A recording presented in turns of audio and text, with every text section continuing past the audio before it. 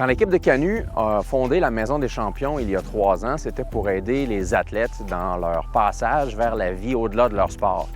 Notre objectif, c'était de leur permettre de s'approprier leur code de champion et de le transformer en un outil mieux adapté à une vie post-sport d'élite ou post-olympique.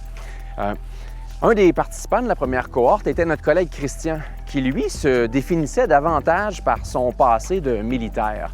Et il nous disait que la Maison des champions, ça l'aidait à prendre un pas de recul par rapport à son code de soldat. Chris nous aidait déjà à voir plus large.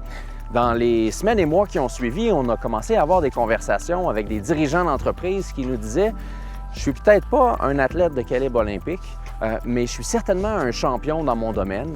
Les résultats de mon entreprise sont extrêmement importants pour moi. Et je me définis dans mon rôle de président et les gens dans mon environnement, ils sont beaucoup en lien avec la partie de moi qui est le président de l'entreprise. Une hypothèse était en train de se former pour nous. Est-ce que le projet de la Maison des champions était appelé à desservir une clientèle plus vaste que les athlètes? Pour valider notre hypothèse, on a créé un laboratoire. On a réuni 10 militaires, 10 chefs d'entreprise et 10 athlètes dans le cadre de la célèbre Journée sur l'eau de Canu. Notre objectif était d'en apprendre sur la transition. On leur a posé des questions intimes pendant que la caméra roulait. Voici quelques extraits. Je trouve ça extraordinaire que 30 êtres humains qui ne se connaissent pas se retrouvent bien intentionnés puis qu'on ait des discussions, somme toute, assez intimes sur nos vies respectives. Je sors d'ici en disant « Chris, je suis en transition moi aussi ». Tu sais, quand tu vis des transitions, tu vis de l'anxiété. Puis ce que j'ai vu avec certains d'entre vous, je vois du monde qui sont adaptés à différentes situations, que ce soit militaire ou athlète ou post-athlète. Au lieu de résister à la transition, comment je m'adapte à la nouvelle réalité?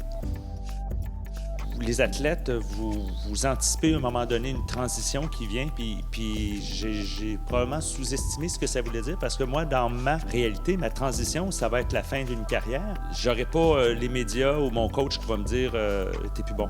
Mais tout ça pour dire que je suis pas prêt. C'est comme moi, c'est les autres, les transitions, c'est leurs affaires. Moi, je suis pas en transition, puis en fait, je repars avec la réalisation que je suis dans une transition. C'est pour la vie, c'est juste à différents niveaux de ta vie, puis une remise en question, c'est sain.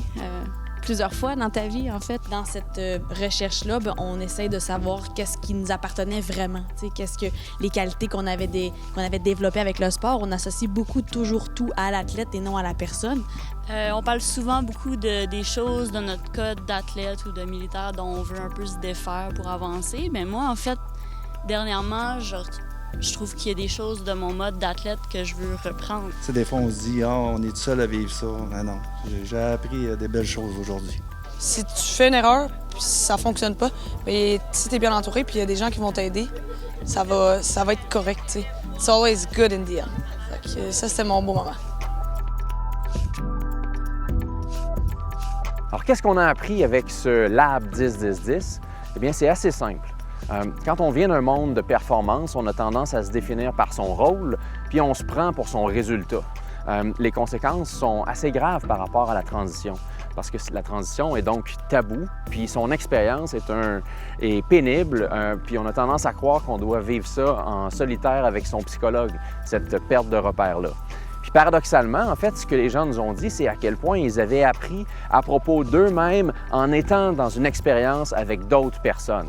Donc nous, on prend acte de ça et on fait de la Maison des champions un projet qui initialement était pour des petites cohortes d'athlètes. On a envie d'en faire une communauté pour les gens qui vivent une transition ou qui s'apprêtent à vivre une transition.